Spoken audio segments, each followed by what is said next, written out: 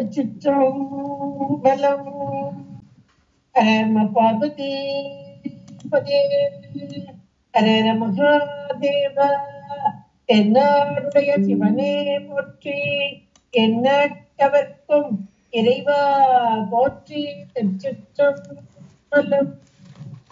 பொய்யான திருமேனி உழைத்தான மிகமேவம் பழியானவர் ஞான கடல் மரவாமல் அடியாயம் மல தோப்பம் அடியார்கள் உயமான வெளியாகும் வலிதாய வினை கூட நினையாமே. திருச்சிற்றம்பலம். இல்லை புத்த பெருமான் திருவடிகளை சிறமேற்கொண்டு குருமக சன்னிதானங்கள் பொற்பாதம் பணிந்து அடியவர் பெருமக்கள் பொற்பாதம் பணிந்து இன்றைய திருப்பள்ளி எழுச்சி சிந்தனையிலே 10வது பாடலாக மிக அருமையாக அந்த 10 பாடல்கள் மூலமாக ஏராளமான கருத்துக்களை நமக்கு மணிவாசக பெருந்தகையார் கொடுத்திருக்கிறார். திரோதான சக்தியாக இருந்து வீற்றிருந்து உயிர்களுக்கு வினைகளுக்கு ஏற்றதான போகங்களை, வினை போகம், இந்த வினை போகம் என்பதை அனுபவிப்பதற்குத்தான் உடல் கொடுக்கப்பட்டிருக்கிறது. நம்முடைய சாத்திரம் மிக தெளிவாக எடுத்து உரைக்கிறது. மாயையின் காரியமாகிய தனு, கரணம், புவனம், அதிலே போகத்தை அனுபவிக்க வைத்தல். எனவே ஜடகாரியம், மாயையின் காரியம். மாயை ஜடப்பொருள், அதனுடைய காரியமும் ஜடம். அப்ப உலகம் ஜடப்பொருள், இந்த உடல் அதுவும் ஜடப்பொருள். இந்த உடல் இந்த உலகத்தோடு உலகத்தை அனுபவிக்க வேண்டும். அந்த அனுபவத்தின் மூலமாக இந்த வினைகள் நீங்க வேண்டும். இதுதான் சாமியுடைய திட்டம். எல்லாம் போட்டு சீட்டு போட்டுதான் உள்ள போட்டு அனுப்புறேன். ஒரு தெரியா காலத்தே உள் புகுந்து உளம் மண்ணி கருத்திருத்தி ஊன்புக்கு கருணையினால். எத்தனைக்கு காரணம்னா கருணையினால்.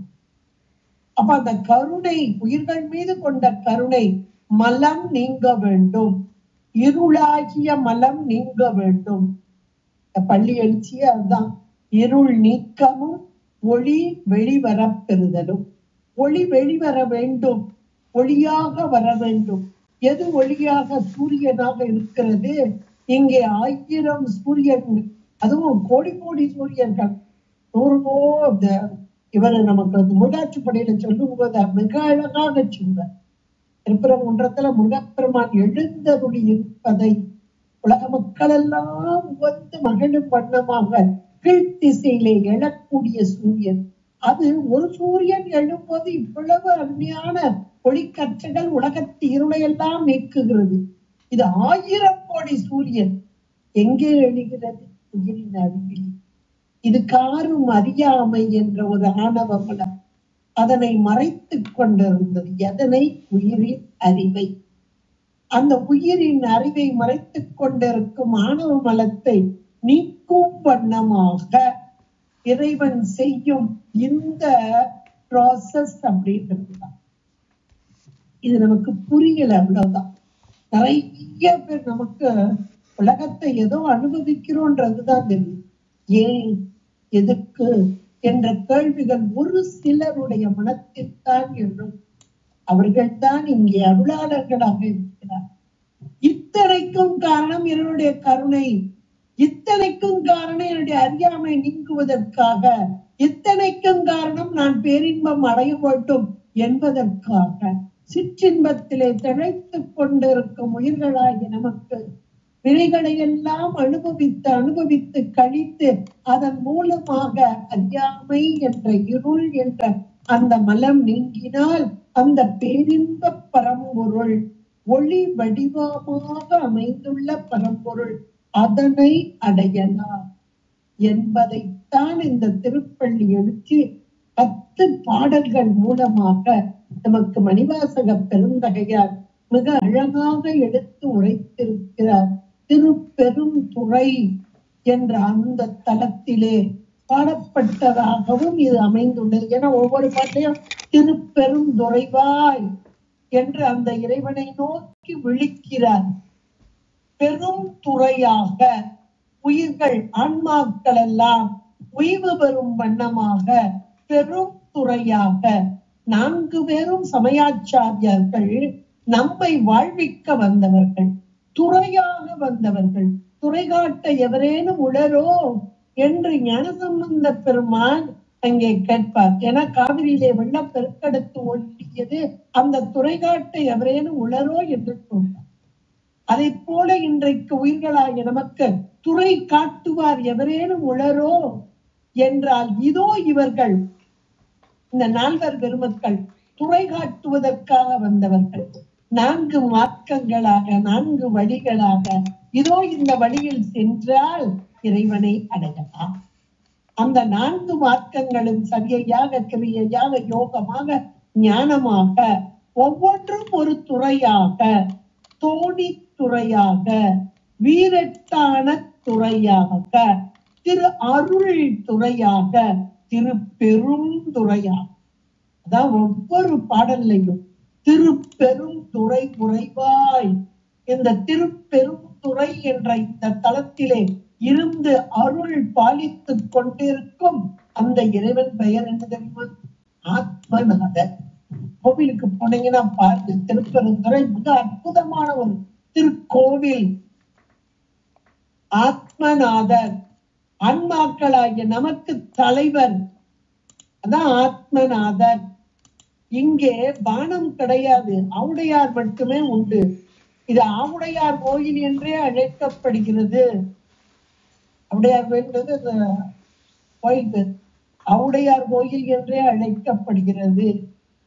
உருவம் இல்லாத அருவமான ஒரு நிலையிலே இருந்து அருள் பாலிக்கும் அற்புதமான ஒரு தலமாக அமைந்துள்ளது என்றால் இதனுடைய விளக்கத்தை நீங்க பார்த்தீங்கன்னா அவ்வளவு ஒரு உயர்த்ததாக உள்ள நுழையும் போதே இறைவனை பற்றி கொள்ளுங்கள், பற்றி கொள்ளுங்கள், இங்கும் அங்குமாக மனத்தை அலைய விடையாமல் பற்றி கொள்ளுங்கள். மேல ஒரு குரங்கு நிற்கும், கீழே இருந்து ஒரு உடுப்பு முடிச்சுக்கிட்டு இருக்கும். இந்த 2 நமக்கு எடுத்து சொல்லக்கூடியதா. கோயிலுக்குள்ள நுழைவது அப்படி எட்டி பாருங்க, அப்படி நிமிந்து பாருங்க, உள்ள போகும்போது அப்படி நிமிந்து பாருங்க. அதுல அப்படியே அழகா இருக்கும். கீழே ஒரு உடும்பு இருக்கும், மேல இருந்து ஒரு குரங்கு பார்க்கும். குரங்கு என்பது நம்முடைய மனம். எங்கு மங்குமாக இங்க போயிடலாமா, அங்க போயிடலாமா, இதை பிடிச்சிடலாமா, அதை பிடிச்சிடலாமா தாவிக்கொண்டு இருப்பது. ஒவ்வொரு நாளும் ஒவ்வொரு நாளில ஒவ்வொரு நொடியும் தாவிக்கொண்டு இங்கும் அங்கும் அலைவாய விடாமல் ஒரே நிலை, ஒரே வழி. இந்த ஒரே வழியில செல்றதுக்கு மேலானவும் இறைவனுடைய திருவடியே நோக்கி, அதனுடைய பார்வை திருவடியை நோக்கி வண்ணமா இருக்கும். குரங்கோடைய பார்வை நமக்குத்தான், வேற ஒண்ணு இல்லை. அதை அழகா உள்ள நுழையிறியா, உன்னுடைய கவனம் எங்கேயும் போகக்கூடாது. இந்த திருவடி, இந்த இறைவனை பற்றி கொள்ளுங்கள் என்பது போல திருப்பெருந்துறை அவ்வளவு உயர்ந்த தலம். வாழ்க்கையில ஒரு முறையாவது போயிட்டு வாங்க. போறதுக்கு வந்து இந்த தலத்தோடைய பெருமைகள் எல்லாம் தெரிந்து கொண்டு போங்க. ஏன்னா சும்மா போற கோவில் இல்லை, இது சாதாரணமான கோவில் அல்ல. இறைவன் எம்பெருமான் நம்மை ஆட்கொள்ளும் வண்ணமாக மணிவாசக பெருந்தகையாரை ஆட்கொண்டார் என்றால் இந்த தலத்துடைய பெருமை மிக மேலான ஞானத்தின் ஞானம் என்று சொல்லக்கூடிய அற்புதமான ஒரு தலம். உடும்பை போல பற்றி கொள்ளுங்கள். ஒரு உடும்பு பிடிம்பாங்க, அது போல மனத்தை இங்கும் அங்கும் மறைய விடாமல் உடும்பை போல பற்றி கொள்ளுங்கள். இறைவனோடு ஒன்றிருக்கலாம். இதுல அருமையான ஒரு கான்செப்ட் அமைந்துள்ளது. நீ ஏராளமான அதுல கருத்துக்கள் அமைந்துள்ளன. அப்படிப்பட்ட திருப்பெருந்துறை உறைவாய் என்பதாக அருமையாக அமைத்து கொடுத்திருக்கிறார். ஆர் அமுதே, அந்த கடைசி வார்த்தையில ஆர் அமுதே, இடையில 4வது வரியில திருப்பெருந்துறை உறைவாய், பெருந்துறை என்று சொல்லக்கூடிய இந்த ஆவுடையார் கோவில், இதிலே அமைந்துள்ள ஆத்மநாதராக இருப்பவர், உயிர்களாகி எங்களுக்கெல்லாம் தலைவனாக இருப்பவர். நீ எப்படிப்பட்டவன் தெரியுமா? ஆர் அமுது, மேலான அமுது. ஆறு அமுதுன்னா சாதாரணமானது இல்ல, ஒரு அமுது. அந்த அமுது மரணமில்லாத வாழ்வு தரும் என்பதற்காக தேவர்களும் அசுரர்களும் வார்க்கடலை கடைந்தார்கள். இறைவனோ ஆனா அந்த அமுதை உண்டவர்களும் ஒரு காலம் இருந்து ஒரு காலம் போயிட்டாங்க. என்ன கூட கொஞ்ச காலம் நல்ல சௌகரியமா இருந்திருப்பாங்க. ஆனால் இறைவனோ எம்பெருமானோ நஞ்சை உண்டும் இன்றைக்கும் அப்படியே நிலை பெற்ற தன்மையில் மாறாமல் இருக்கும் இருந்தவர். அவர் தருவது ஆர் அமுது. அவர் எப்படி இருக்கிறார்? ஆர் அமுதாகவே இருக்கிறார். மேலான அமுதமாக இந்த இறைவனை கண்டால், உண்டால், அனுபவித்தால் அந்த மேலான தன்மையை நாமும் அடையலாம். அதைத்தான் அங்கே திருப்பெருந்துறை உரைவாய் ஆர் அமுதே பள்ளி எழுந்தருளாயே என்பதாக சொல்லிவிட்டு இந்த பாடல்ல பாருங்க ஒரு அருமையான கான்செப்ட கொண்டு வர்றார். புவனியில் போய் பிறவாமையில் நாள் நாம் போக்குகின்றோம் அவமே. இன்றைக்கு நாம பிறந்திருப்போம், எத்தனை நாட்கள் வாழ்ந்து கொண்டிருக்கோம்.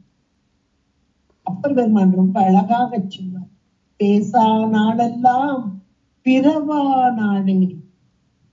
இறைவனை பற்றி பேசாத, உணராத ஒவ்வொரு நொடியும் பிறவாத. பிறக்கலன்னு என்ன அர்த்தம்? பிறப்பு என்பது வந்துட்டு நம்ம இன்னைக்கு வாழ்ந்துட்டு இருக்கோம். பிறப்பில்லைன்னா இறப்பு. செத்தவர்கள், இறந்தவர்களுக்கு ஒப்பானது. இந்த நாட்கள் நாம் இறந்து பிணமாக இருக்கிறோம். இறைவனை பேசாத நாளெல்லாம் பிறவாத நாள். அவ்வளவு அழகா சொல்ற. அப்புறம் சுந்தரமூர்த்தி நாயனார் ஒரு வார்த்தை, பேய்கள் என்றே சொல்ற. இறைவனை நினையாதவர்களுக்கு அவர் ஒரு பேர் கொடுக்கிறார், பேய்கள் என்று. ஏன்னா நம்முடைய சைவத்துல நிறைய பேய்கள் இருக்கு. அது நிறைய இடங்கள்ல கோடிட்டு காணப்படுகிறது. அம்மை காரைக்காலமையார் தன்னை பேய் என்றே சொல்லிக் கொள்வார். காரைக்கால் பேயினே சொல்வார். இது நற்கணங்களுள் ஒன்றாகும் பேறு பெற்றேன். அது பேய்க்கணங்கள். அந்த பேய் எப்படிப்பட்டது? சதா காலமும் இறைவனை வாழ்த்தி கொண்டேன். பேய் பிடிச்சது அப்படிம்பாங்க. பேய் பிடிச்சது அப்படின்னா என்ன அர்த்தம்னா, அது ஒன்ன பிடிச்சிட்டுனா போகாது, அது வேலையை காமிச்சுட்டே இருக்கும். பேய் பிடிச்ச மாதிரி அலைஞ்சுப்பாரு அப்படின்னு சில நேரம் நம்மளை யாராவது திட்டுவாங்க. அப்ப அந்த பேயோட குணம் அப்படியே இருக்கும்.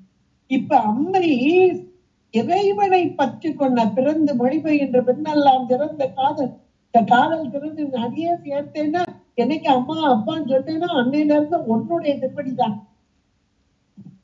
இப்ப உலக வாழ்க்கையை வெறுத்த போது இந்த உடல் அத்தனையும் நீக்கி, உடல் வனப்பு பகுதியெல்லாம் நீக்கி அந்த பேய் வடிவம் கொண்டவும் இறை நினைவு ஒன்றையே பிடித்துக் கொள்ளும், ஒன்றையே நினைந்திருத்தி, அந்த ஒன்றையே நினைந்திருந்த ஒரு பார்த்த மேலான ஒன்று.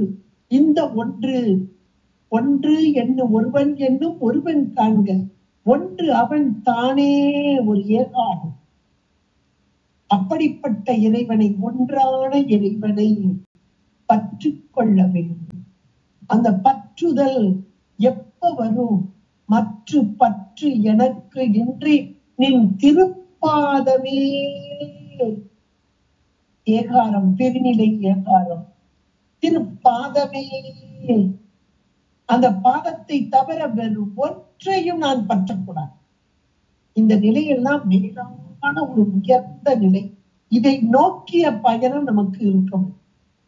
இந்த மேலான நிலையை நோக்கிய பயணத்தை மேற்கொள்ள வேண்டும் என்றால் இந்த சாத்திரங்களும் தோத்திரங்களும் தான் நமக்கு உற்ற துணையாக, உறுதுணையாக. நம்ம சபையில கூட இந்த தடவை 2 நாளும் அருமையா அத ஒவ்வொருத்தரும் அழகா பேசினாங்க. உற்றவரும் ஒரு துணையும் நீயே என்பதாக பேசினார்கள். இங்க உற்ற துணையாக, ஒரு துணையாக இருப்பது எது? இந்த சாத்திரங்களும் தோத்திரங்களும்.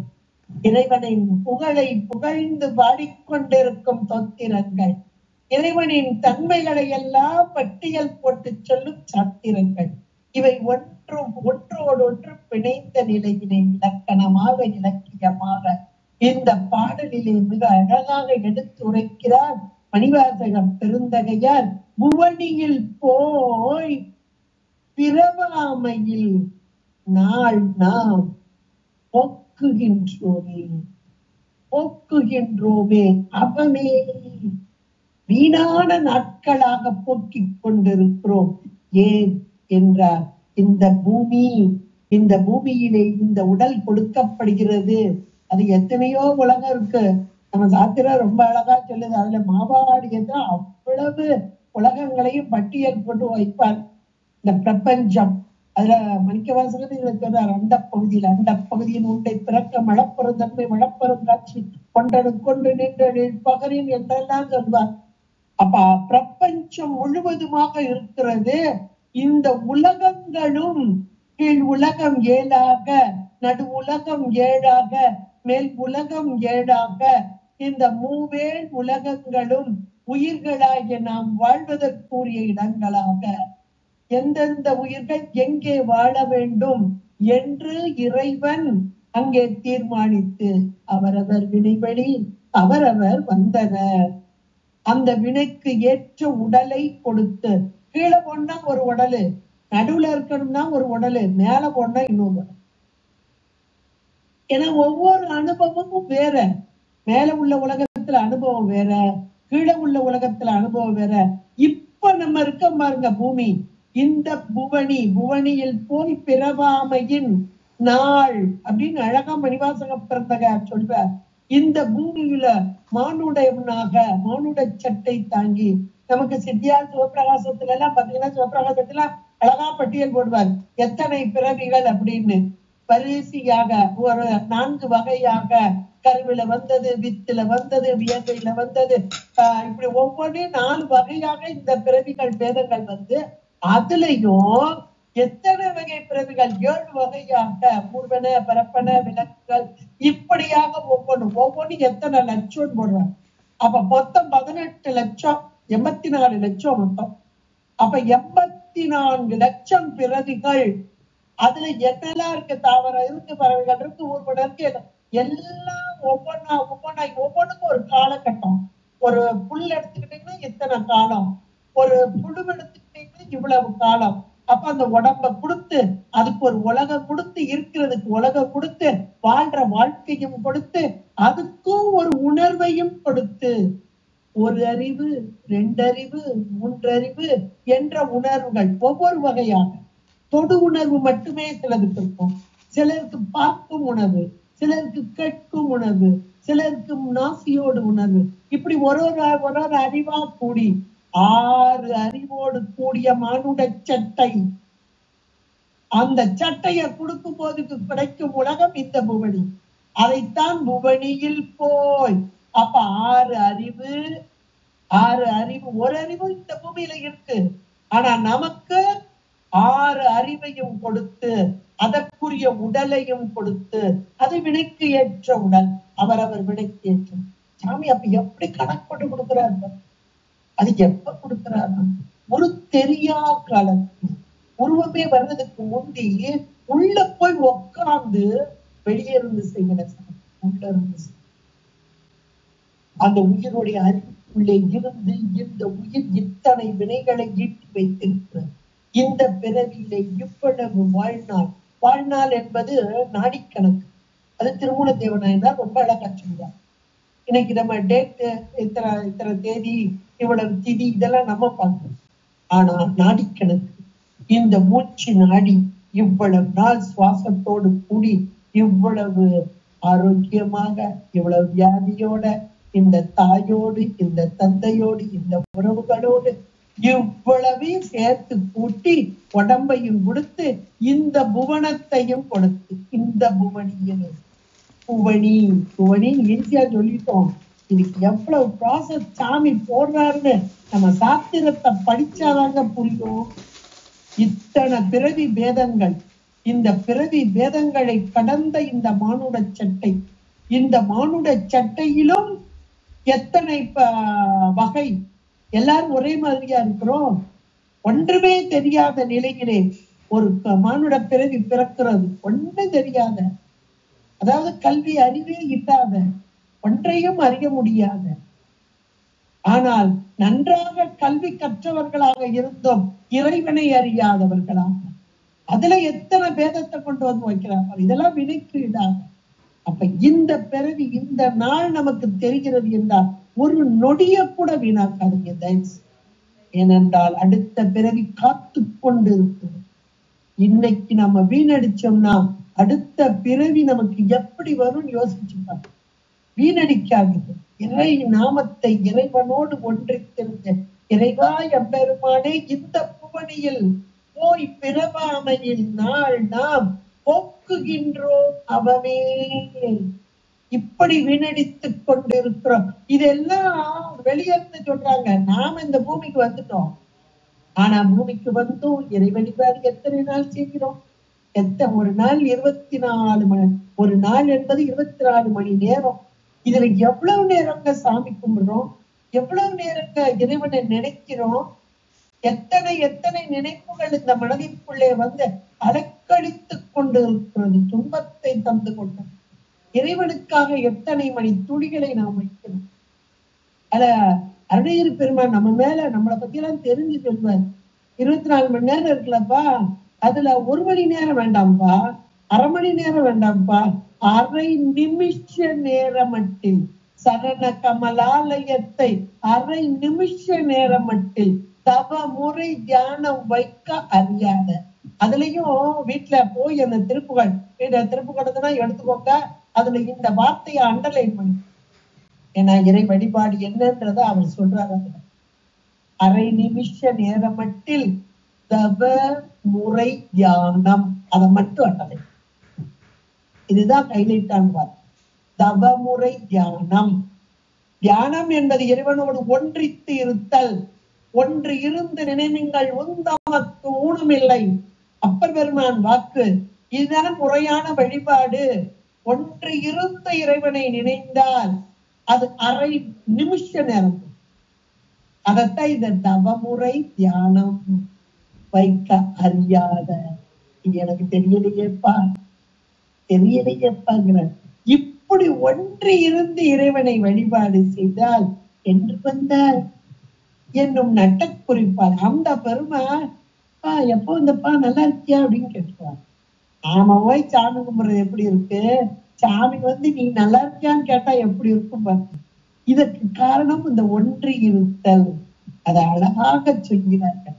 இங்கே உயிர்களாகிய நமக்கெல்லாம் முச்சை தவத்தால், தவம் இல்லை என்றால் இந்த உடல் கிடையாது, இந்த பூமியும் கிடையாது. இந்த பூமியில் சென்று இறைவனை வழிபாடு செய்வதும் கிடையாது. அந்த தவம், முச்சை தவம் இருத்ததால் தான் இன்றைக்கு வழிபாடு செய்து கொண்டிருக்கிறோம், இறைவனை நினைந்து கொண்டிருக்கிறோம். இதை இங்க அருமையா இந்த பாடல்ல அழகா சொல்றார்.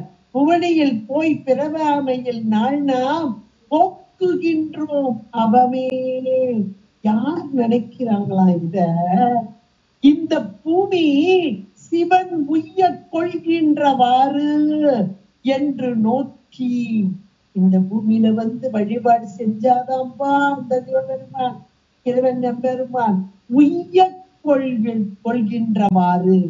உய்ய கொள்ளுதல், உய்ய கொள்ளுதல் என்ற மாத்திரத்திலே நாமெல்லாம் உய்வு பெற வேண்டும் என்று அந்த சிவன் உய்ய கொள்கின்றவாறு என்று நோக்கி. அருமையான வார்த்தை அந்த வார்த்தை. நாம் எல்லோரும் ஓய்வு பெற வேண்டும். அதற்காக இறைவன் எம்பெருமான் இந்த புவனி, இந்த உலகம் இதை கொடுத்து, இந்த உடம்பை கொடுத்து, அனுபவத்தையும் கொடுத்து. அப்ப உய்தல் என்றால் என்ன என்ற மாத்திரத்திலே இறைவன் எம்பெருமான் இந்த உயிர்கள் மீது கொண்ட கருணையினால் உயிர்கள் துன்பத்தில் அழிந்து கொண்டிருக்கின்றன. அறியாமை என்ற ஒரு துன்பம், இருள், ஒரு இருட்டான ஒரு அறை, அதுல போய் நம்மள போட்டா எவ்வளவு நேரம் நம்ம இருப்போம் யோசிச்சுப்பாங்க.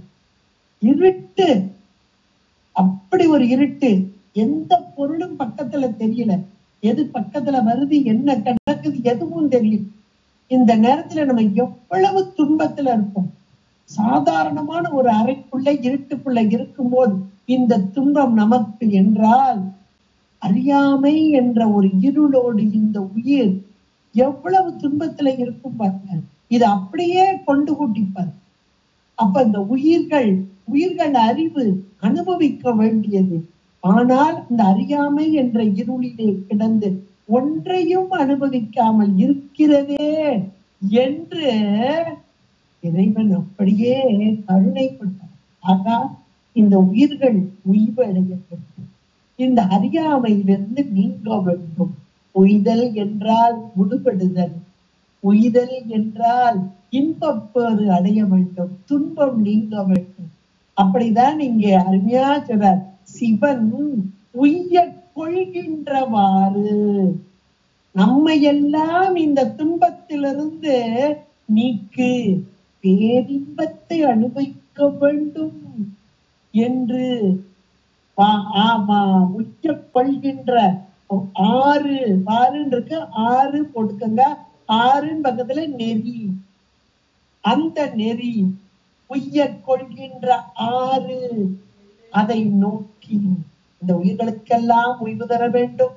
இந்த உயிர்கள் எல்லாம் உயர்ந்ததான பேரின்பத்தை அடைய வேண்டும். இதுதான் இறைவனுடைய இச்சை. இறைவனுக்கு இச்சை உண்டோ, விருப்பம் உண்டோ? அதெல்லாம் நமக்கு தானுங்க, அவருக்கு கிடையாது. உண்டு என்று சாத்திரம் சொல்கிறது. ஒரே இச்சை, எல்லா உயிர்களும் இதெல்லாம் கிடைக்கிறாரு, அது விட்டுட்டு போ அப்படி சொல்ல மாட்டாங்க சார். வரட்டும், இப்ப அப்புறமேல் வந்து ரொம்ப ஒரு அருமையான வார்த்தை. இது நல்ல ஒரு பண்பட்ட சிலருடைய வாக்குல நம்ம கேட்கலாம். நாங்களாம் ஞாபகமதியம்மாவுடைய வார்த்தையில இருப்பாங்க, பரவாயில்லப்பா அப்படியெல்லாம் சொல்லாதீங்க, இருக்கட்டும், அவங்களும் வரட்டும் அப்படின்னா. அப்ப அதெல்லாம் எவ்வளவு ஒரு பக்குவப்பட்ட ஆன்மாப்ப. நமக்கெல்லாம் அப்படி வருதா, உடனே போவது, என்ன சொன்னாலும் புரிய மாட்டேங்குது, எல்லாம் தேடுற கேசா அப்படின்னு தேடாது இருக்கணும்.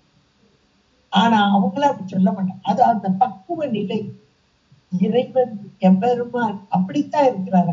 பரவாயில்ல, எங்கனாலும் போயிட்டு அப்புறம் ஒரு கட்டத்துல இந்த பிறவியில எத்தனை பிறவி ஆகட்டும், எடுக்கட்டும். இப்பவே 84 லட்சம் பிறவிங்கிறாங்க. அதையெல்லாம் தாண்டிதானே அவங்க இருக்கலாம். நம்ம பயப்படுவோமா? ஒன்னும் பயப்பட மாட்டோம். இப்பிறவி தப்பினால் எப்பிறவி வாய்க்குமோ தாய்மான சுவாமிகள் பயப்படட்டும், நம்ம பயப்பட மாட்டோம். அதனால இறைவனுடைய கருணை பாருங்க. அதுல சிவன் உய்ய கொள்கின்றவாறு என்று நோக்கி, அந்த நோக்குதல் மேலான ஒன்று. நோக்கி அது எங்க? திருப்பெருந்துறை. அந்த மேலான அந்த திருப்பெருந்துறைவ யார் கேட்கிறாங்களா? திருமாலாம்.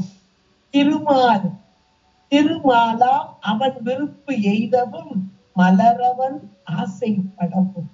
அப்ப திருமால் ஒண்ணு, திருமால் இன்னொன்னு மலரவன்.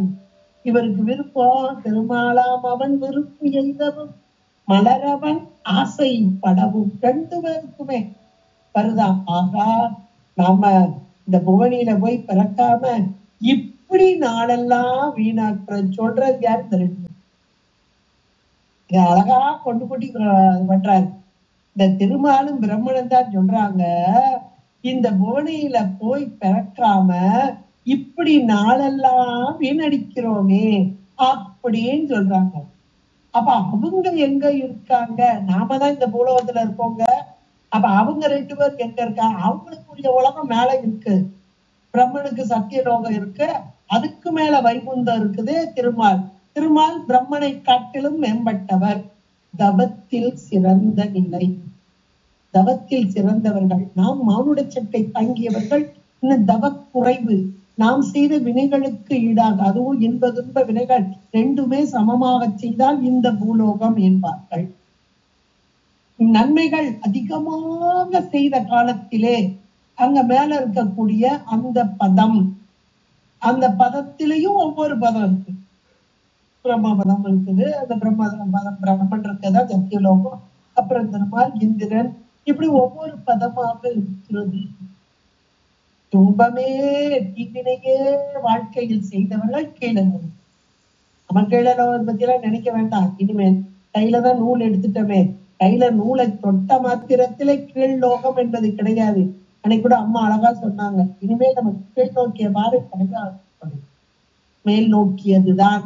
இந்த பூமிக்கு வந்துட்டோம், இதுல இருந்து மேல மேல மேல மேலதான் போகணும். நம்ம போவோம், இறைவன் நமக்கு அருள் பாலிப்பார், அவ்வளவுதான். முழு நம்பிக்கையோட இருப்போம்.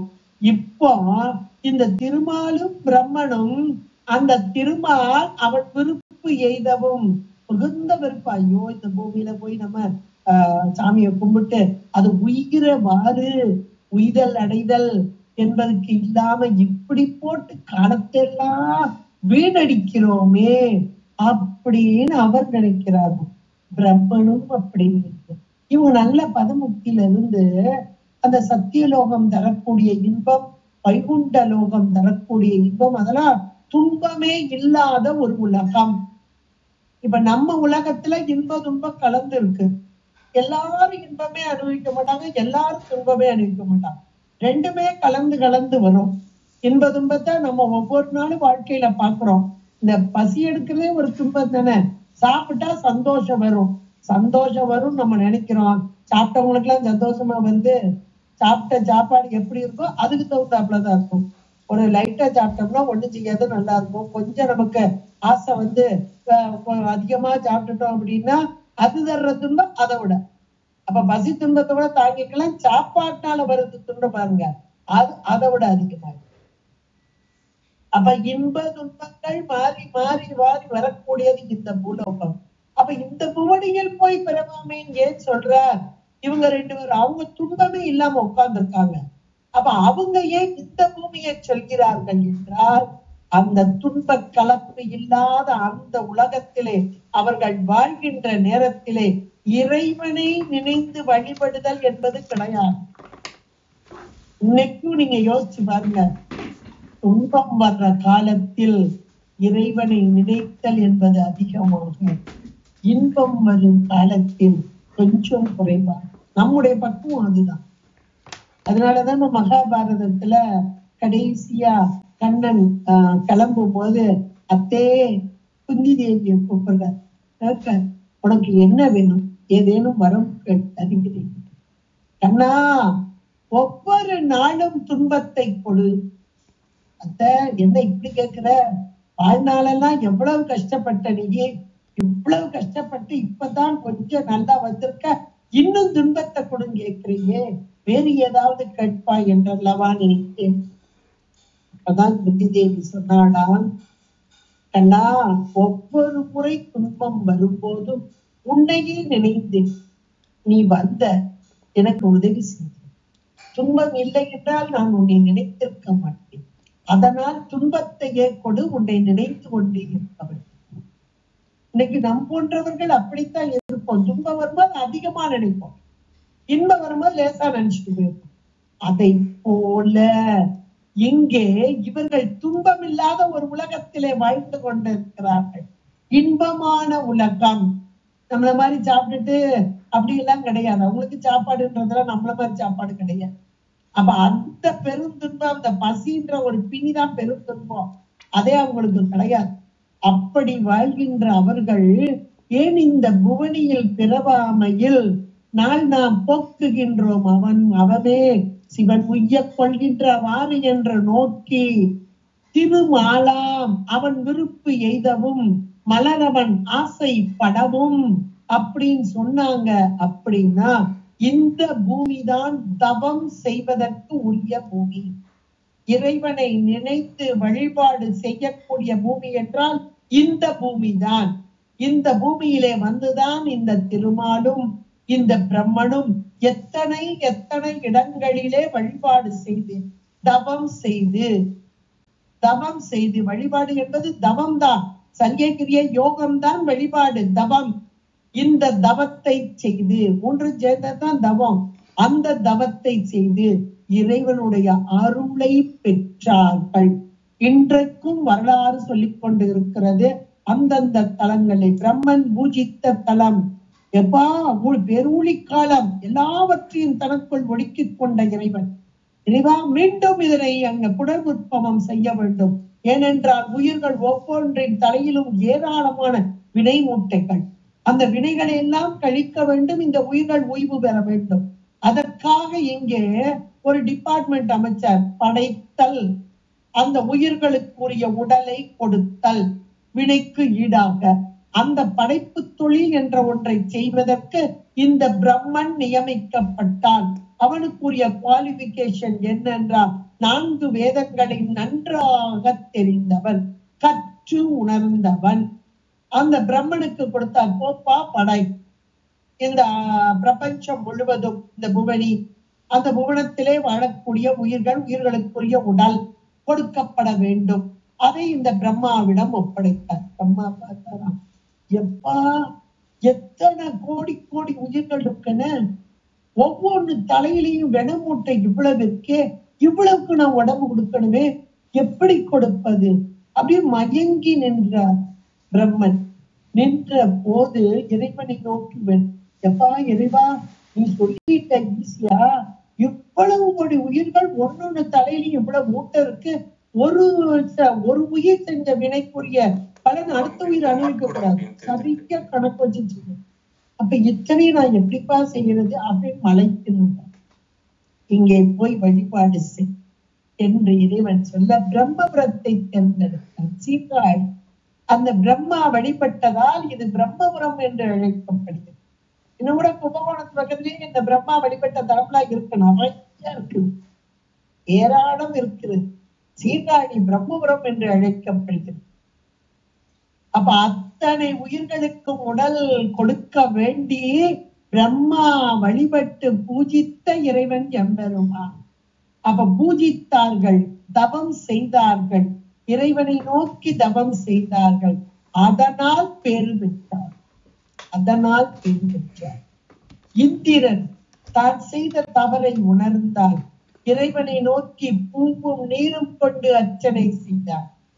சீர்காழியம்மதி மிக, சீர்காழிக்கு 12 பெயர். அவ்வளவு ஒரு உயர்ந்ததான ஒரு தலம் என்றால் சீர்காழி. அந்த சூரபத்மனுக்கு பயந்து இங்கே வந்து மூக்கிலாக நின்று இறைவனை நோக்கி வழிபட்ட தலம்.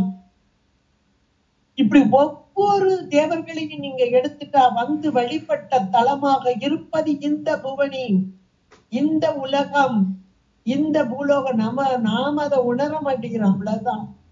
எத்தனை எத்தனை தேவர்கள், அத்தனை பேரும் இங்க வந்து வழிபட்ட எதற்காக? அவர்களுடைய துன்பம் நீக்குவதற்கு. இது காவிய பலம். எப்பா எங்க துன்பத்தை நீக்கி கொடுக்கணும், அதுக்காக. இப்ப ராமேஸ்வரன் ராமர் வழிபட்ட தலம்.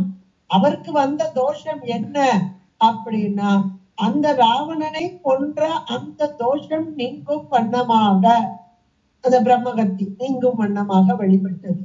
திருமால் வந்து வழிபட்டால் நிறைய தலங்கள் திருமால் வழிபட்டது, ஏராளம்.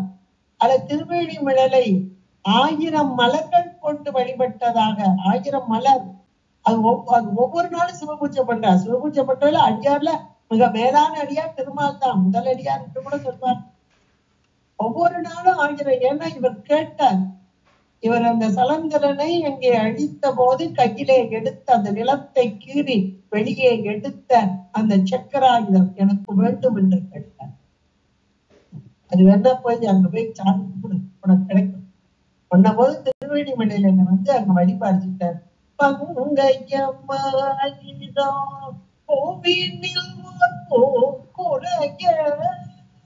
ஒவ்வொரு நாளும் சிவபூஜை பண்றார். அப்படி சிவபூஜை பண்ணும்போது பூஜை செய்தார் அப்படின்னா இருந்தே செய்க, இது விதிவாக்கியம். பூஜை செய்யும்போது எந்திரிக்க கூடாது, பேசக்கூடாது, மனசால மற்றதை நினைக்க கூடாது, எல்லாம் சேர்ந்ததுதான். இருந்தே செய்க, மனத்தையும் இருத்தி உடலையும் இருத்தி ஓர் இடத்திலே நிலை நிறுத்தி இறைவனோடு ஒன்றித்தல். இதான் சிவபூஜை. இப்ப திருமணம் அப்படி சிவபூஜை பண்ணி கொண்டு இருக்கிறார். ஒவ்வொரு நாளும் 1000 மலர். இறைவர் இவருடைய பூஜையை சற்றே சோதித்து பார்க்க எண்ணினார். ஒரு மலரை குறைத்தார், சாமி பறிச்சிட்டார். பார்த்தார், எந்திரிச்சு போக முடியாது, இருந்தே செய்ய முடியும். என்னுடைய கண்களுக்கே மலர் பங்கயம் என்று சொல்வார்கள். பங்கைய கண்ணாளன் இவன். அதனால் தன் கண் இடந்து அரண் சேவடி மேல் சாத்தலுமே. சங்கரன் எம்பிரான் சக்கரம் மார்க்கு அருளியவன், சக்கரம் மார்க்கு அருளியவன். எங்கும் வரவினாம் தோல் நோக்கம் அலாமோ என்று கூறுகிறார் என்றால், அப்படிப்பட்ட திருமால் வந்து வழிபட்ட தலமாக ஏராளம் ஏராளம்.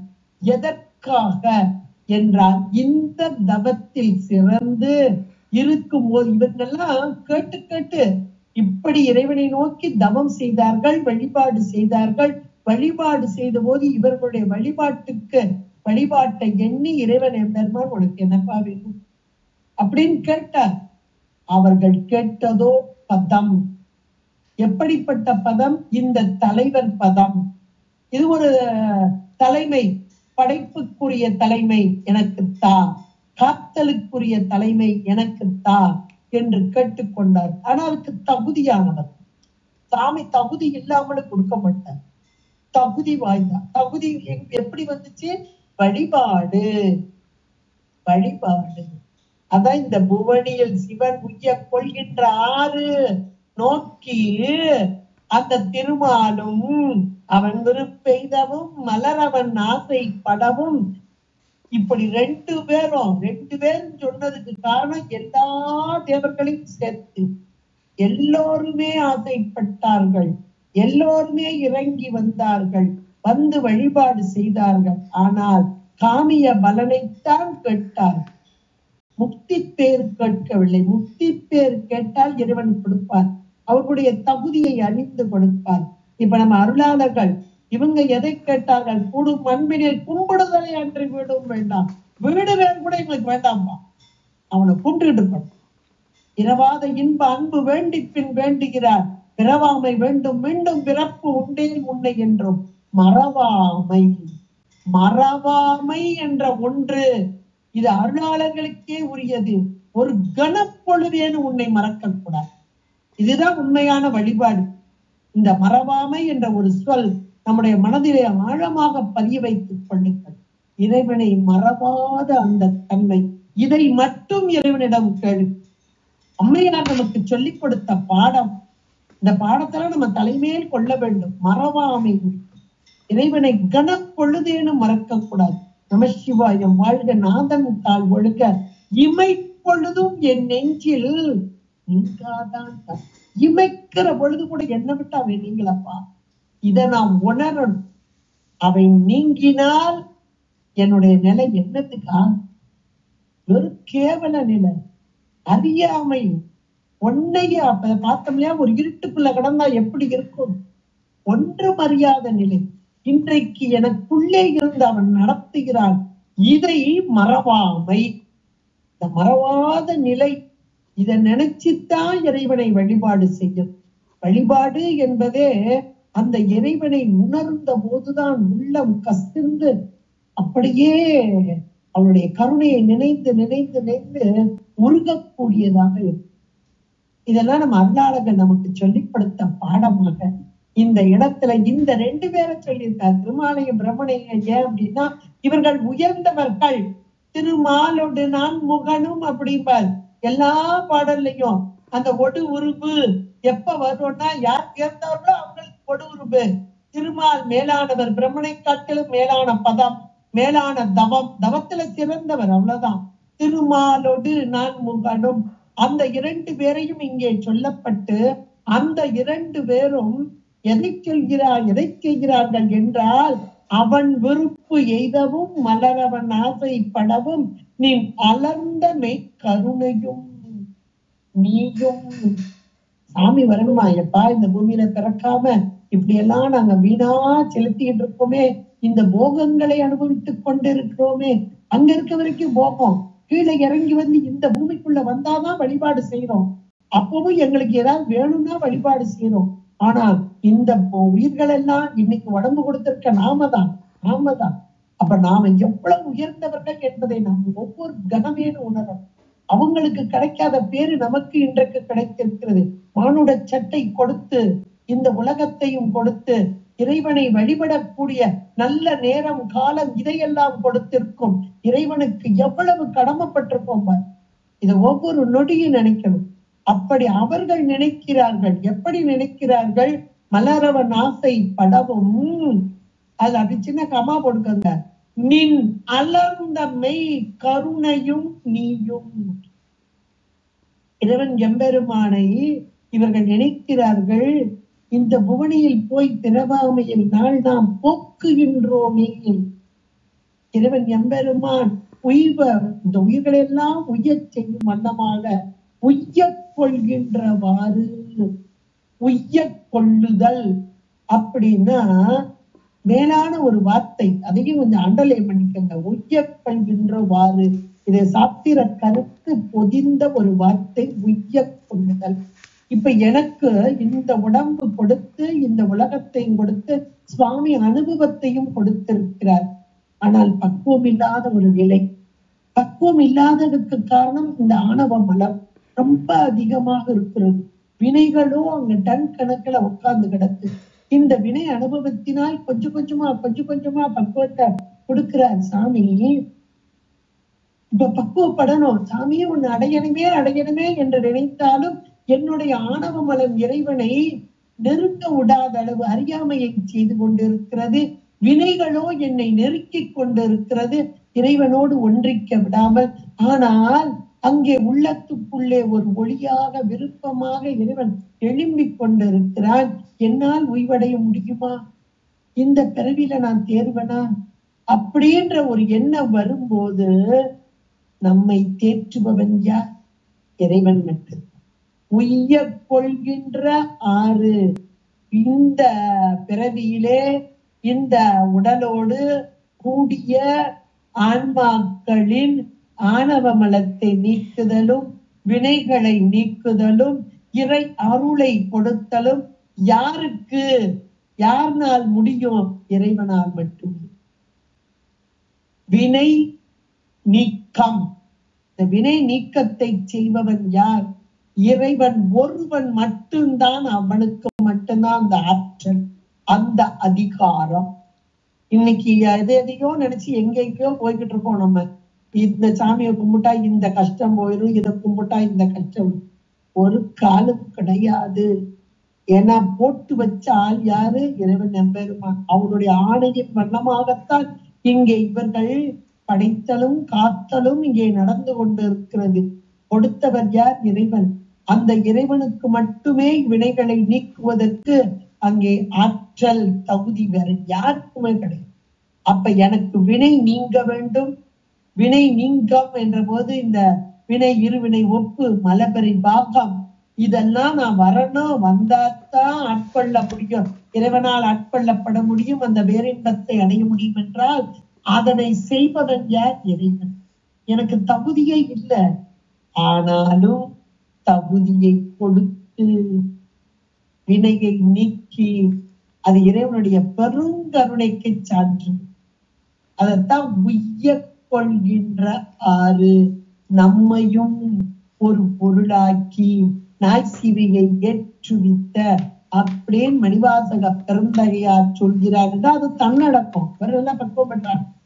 ஆனா நம் போன்றவர்களை ஒன்றுக்குமே பற்றாத நம்மையும், எவ்வளவு வினைகள் செய்த நம்மையும் இறைவனை நோக்கி வேண்டினால், அவருடைய திருவடியை வணங்கி தொழுதால் நம்முடைய வினைகளை எல்லாம் சுட்டு எரித்து, அதான் கையிலே தழல் அக்கினி கொண்டவராக சுட்டு எரித்து இந்த வினைகளை போக்கி, இன்னும் சொல்ல போனா இருவினை ஒப்பு மலபரி பாகமெல்லாம் வரச் செய்து, அதுதான் உய்ய கொள்கின்ற ஆறு நோக்கி.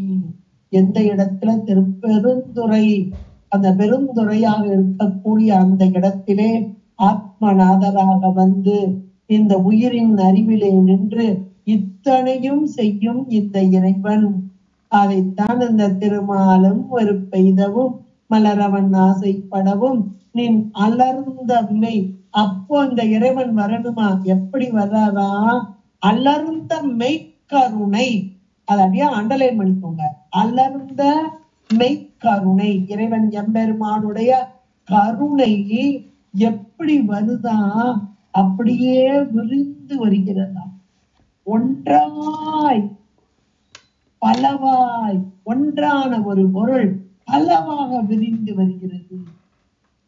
ஒன்றதாய் இச்சை ஞான கிரியை என்று ஒரு மூன்றதாகி ஞான சித்தியார் ரொம்ப அழகாக எடுத்து சொல்கிறது. 83வது பாடல்ல அழகாக ஒன்றதாய் இச்சை ஞான கிரியை என்று ஒரு மூன்றாகி நின்றிடும் சக்தி. இச்சை உயிர்க்கு அருள் நேசமாகும். அந்த பாடல அழகா இறைவன் எப்படியெல்லாம் வந்து உயிர்களுக்கு அருள் பாலிக்கிறான்றத இந்த வரி அதுதான், இந்த வார்த்தை. அதான சாத்திரம் தோத்திரம். இந்த தோத்திரத்தோடைய பொருள் அந்த சாத்திரத்திலே அழகாக இங்கே அமைந்து உள்ளது. இங்க எப்படி வருது, எப்படி சொல்லி இருக்கிறார் அப்படின்னா, நின் அலர்ந்த மெய்க்கருணை, கருணையும் நீயும். அப்ப இறைவன் வர்றாரு. இறைவன் எப்படி வர்றாரு? கருணையோடு கூடி வர்றார். சக்தி தன் வடிவுது, சக்தி தன் வடிவுதான் ஏது என்னில். அப்படி கேட்டேன்னா இது 82வது பாட்டுல சொல்றாரு. சக்தி தன் வடிவு ஏது என்னில் தடையில்லா ஞானம். அப்ப தடைப்படும் ஞானம் ஒண்ணு இருக்கு, தடையில்லா ஞானம். தடையில்லா ஞானம் தான் நீயும். அது நீங்க பக்கத்துல எழுதிக்கலாம். நீயும் என்றால் இறைவன் எம்பெருமான், ஞானமே வடிவான பரம்பொருள். இது தடையில்லாத ஞானம். அந்த ஞானம் எப்படி வருதா? சக்தி தான் வடிவாகி வருகிறதா. கருணை, இந்த வார்த்தை அதுதான். அலர்ந்த மெய்க்கருணையும் நீயும் சிவசக்தி ஸ்வரூபிணியாக அம்மை லலிதாம்மையும் சிவன் இறைவனோடு ஒன்றித்து வரும் அம்மை. எத்திரம் ஞானம் உள்ளது அத்திரம் இச்சை செய்தி வைத்தலால். எத்திரம் ஞானம் உள்ளது அத்திரம் இச்சை செய்தி. எல்லாம் சித்தியார் ரொம்ப அழகா சொல்லுது. அப்ப முழுக்க முழுக்க இறைவனும் இறைவியுமாக நம் பொருட்டாக இறங்கி வந்தது தன்மை, உயிர்களின் பொருட்டாக இறங்கி வந்த தன்மை, இதையெல்லாம் உணர்ந்துதான் அந்த 2 பேரும் ஆகா இந்த பூமியில போய் நம்ம வழிபாடு செய்து நம்முடைய வினைகளை எல்லாம் நீக்கி அந்த மேலான பரமுக்தியை அடையாமல் பதமுக்தியில் நின்று இருக்கிறோமே என்று 2 பேர் வருத்தப்படுறாங்க. இவன் விருப்பெய்தவும் அவன் விருப்பெய்தவும் இந்த மலரவன் ஆசைப்படவும் அப்படிப்பட்டதால் நீ அலர்ந்த மெய் கருணையும் நீயும். அப்ப சக்தியோடு கூடிய கருணை என்றால் சக்தி, அது அளவு கடந்த சக்தி. இச்சையாக ஞானமாக கிரியையாக வந்த சக்தி, ஒன்றாக வந்தது பலவாக விரிந்த சக்தி. அந்த மெய்க்கருணையும் நீயும் இந்த சிவமுமாக அவனியில் புகுந்து எம்மை ஆட்கொள்ள வந்தா. இந்த பூமி, இந்த அவனி என்றால் இந்த பூமி, இந்த பூமியிலே வந்து எம்மை ஆட்கொள்ள வல்ல இறைவன் திருவருளோடு கூடி வருகிறீர்கள். இந்த பூமி எப்படிப்பட்ட பூமி? சிவன் ஒய்யக் கொள்கின்ற ஆறு. அதனால்தான் அவர்கள் உணர்ந்தவர்கள், மேலான நிலையை உணர்ந்தவர்கள், இறைவனுடைய கருணையை உணர்ந்தவர்கள். அதனால் அவர்கள் 2 பேரையும் சொல்றார் மணிவாசகர் பெருமாள். அந்த 2 பேருக்கு மட்டும் இல்ல, நமக்கும் தான், மற்ற எல்லா தேவர்களுக்கும் தான். ஆனால் இவர்கள் மேலானவர்கள். அப்படி மேலானவர்கள் உணர்ந்தார்கள். இந்த பூமியில போய் பிறந்து இந்த இறைவனை வழிபாடு செய்து செய்து செய்து மேலான அந்த கருணையோடு ஒன்றிக்கும் நிலையை விட்டுட்டு இப்படி போய் நாளெல்லாம் வீணாக்குகிறோமே. அவங்க என்ன வீணாக்குறாங்க? இன்பத்தை அனுபவித்துக் கொண்டிருக்கிறாங்க, போகத்தை, அவர்களுக்குரிய பதமுக்தி என்ற போகத்தை. நாம எதை அனுபவிச்சுட்டு இருக்கோம்? இந்த உலக இன்பத்தை. பொய்யான நிலை இல்லாத, இன்றைக்கு இருக்கும் நாளைக்கு இருக்காது. உடம்பு அப்படிப்பட்டது, உலகம் அப்படிப்பட்டது, மாயை தோன்றி நின்று அழியும் காரியங்கள் அத்தனையும் உண்மை என்று இங்கே அனுபவித்துக் கொண்டது. இந்த அனுபவம் எப்படி வந்தது? அம்மை திரோ தாகியாக நின்று நம்மை செலுத்தும் தன்மை. இருளாகிய ஒரு நிலையிலே, கேவல நிலையிலே இருந்த உயிர்கள், இந்த உயிர்கள் மீது கொண்ட கருணை, அதனால் இங்கே சகலம் என்ற கலைகளோடு தத்துவங்களோடு கூட்டி வைத்த நிலை. இது மருளான நிலை. மருள் என்றால் மயக்கம். இதுல ஒரு தெளிவு வருதானா? வரல. ஏன்? என்றால் மாயை ஒரு ஜடம். அது மலம் என்று கூட இருக்கு. மலம் என்று சொல்வோம்னா மாயை என்பது விளக்கணைய மாயை என்று உமாபதி சிவாச்சாரியார் சொல்வார். எதுக்கு விளக்கு என்றால் இதுகால இருள கடந்தோம். அந்த இருளை நீக்குவதற்காக வந்த மாயா தனு விளக்கு. தனி என்றால் உடம்பு, மாயா தனு விளக்கு. இந்த உடம்பு இது மயக்கத்தை செய்யுமா விளக்கத்தை செய்யுமா என்றால் விளக்கத்தை தர வந்ததுதான். ஆனால் மயக்கத்தோடு கூடிய விளக்கம், தெளிந்த விளக்கம் அல்ல. ஒரு சூரிய ஒளி வந்தா எப்படி இருக்கும்? ஒரு இருட்டு ரூம்களை டார்ச் லைட் அடிச்சா எப்படி இருக்கும் யோசிச்சுப்பாங்க. டார்ச் லைட் ஒளி இல்லைன்னா ஒரு சின்ன விளக்கு, கை விளக்க கொண்டு போறோம். இருட்டு அவ்வளவு கும்முருட்டுங்கிறாங்களே, அந்த இருட்டுக்குள்ள கை விளக்க கொண்டு போனா என்ன நடக்கும்? அது தெரிந்தும் தெரியும் ஏதோ இருக்கு, ஆனா அதுவா இதுவா தெரியல. இது ஒரு மயக்க உணர்வு தானே, இதுதானே மருள். அப்ப இருளான நிலையில் இருந்த ஆன்மாக்கள் மருளான நிலைக்கு வந்தது எதன் மூலமாக? இந்த மாயா தனுகாரியங்களோடு சேர்க்கப்பட்ட போது. அப்பவும் இறைவனுடைய திருவருள் திரோதானம் என்ற நிலையிலே திரோதாயி என்ற பெயர் கொண்டவளாக உலகத்தை எல்லாம் அனுபவிக்க வைத்து வைத்து வைத்து வைத்து அதன் மூலமாக ஒரு தெளிவு. அப்ப இந்த உடல் நமக்கு நன்மை செய்கிறதா தீமை செய்கிறதா அப்படின்னா இந்த கேள்வியை போய் நம்மள மாதிரி ஆள்கிட்ட கேட்க கூடாது. திருமூல தேவனாயிட்ட கேட்டார். அவர் சரியா பதில் சொல்வார். உடம்பினை இழுக்கென்று இருந்தேன் உடம்பினுக்குள்ளே ஒரு பொருள் கண்டேன். முதலெல்லாம் அப்படிதான் நினைச்சேன். என்ன உடம்பு காலையில எந்திரிச்சு வந்து படாத பாடுபடுத்து. சாப்பிட முடியல, இருக்க முடியல, எந்திரிக்க முடியல, இங்க கால் வலிக்குது அங்க கால் வலிக்குது. சின்ன வயசா இருக்கும் போது ஓடுனேன் ஆடுனேன், அப்படி செஞ்சேன் இப்படி செஞ்சேன். இப்ப ஒண்ணும் செய்ய முடியல. இப்ப ஆசை இருக்கு, செய்ய முடியும். இப்படி எல்லாம் புலம்புறோம் காலையில இருந்து புலம்புறோம்.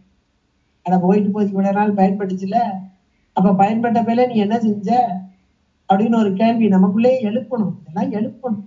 அது திருமண தேவனர் அழகா சொல்றார். உடம்பினை முன்னம் இழுக்கென்றிருந்தேன், ஆனால் உடம்புக்குள்ளே ஒரு உருபொருள் இருந்து என்னை நடத்தி கொண்டிருக்கிறது. இதுகாரும் உலகத்தைத்தான் நோக்கினேன்.